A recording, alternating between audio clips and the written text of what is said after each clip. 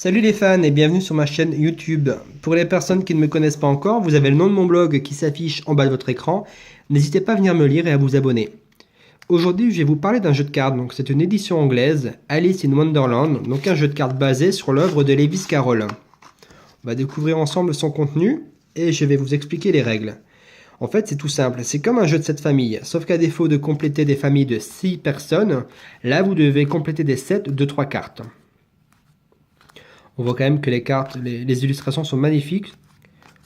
Ce sont celles de John Tenniel, qui ont servi pour Lewis Carroll son œuvre. Voilà, donc 42 cartes au total, comme dans un jeu de cette famille classique. À la fin, vous avez les règles en anglais, mais on ne s'en préoccupe pas, puisque le but de la vidéo est de vous les apprendre en français. Et vous avez une liste, on va y revenir après, elle pourra nous servir. Voilà, donc vous distribuez à chaque joueur présent un nombre égal de cartes. Le restant, vous le disposez sur la table, c'est ce qui va servir de pioche. Vous voyez, même le dos des cartes est superbe, avec le chapelier, le lapin blanc et Alice.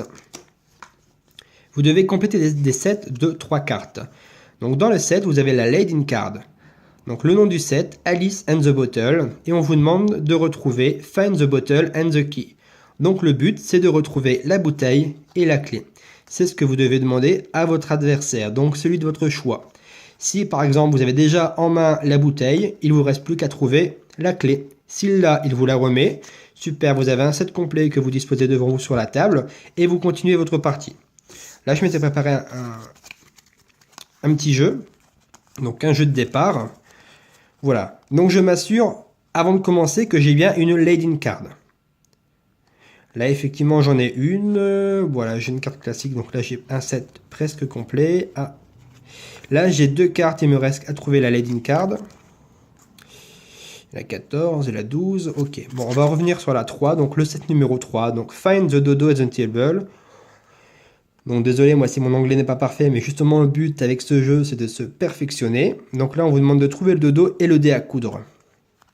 J'ai déjà le dé à coudre. Donc à mon adversaire de mon choix, je lui demande: est-ce que tu as dans le set Alice and the Thimble, est-ce que tu as le dodo? Super, il me répond oui, il me donne sa carte. Voilà, un deuxième set de complet que je pose. Voilà, ça m'en fait 2.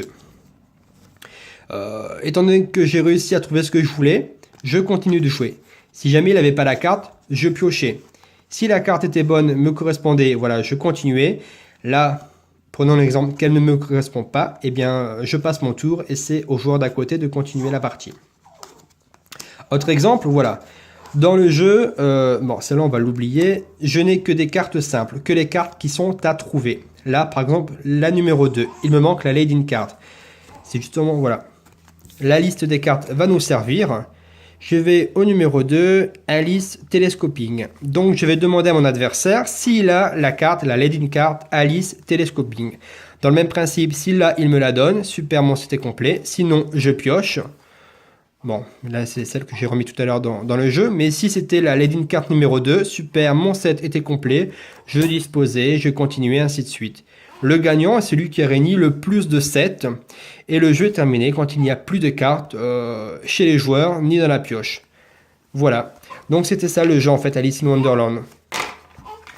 Bon là il y a le petit bébé qui gémit un peu, vient de se réveiller. Je vais me dépêcher. J'espère que j'aurai été compréhensible dans l'explication du jeu et que je vous aurai donné envie d'y jouer et d'acheter le jeu.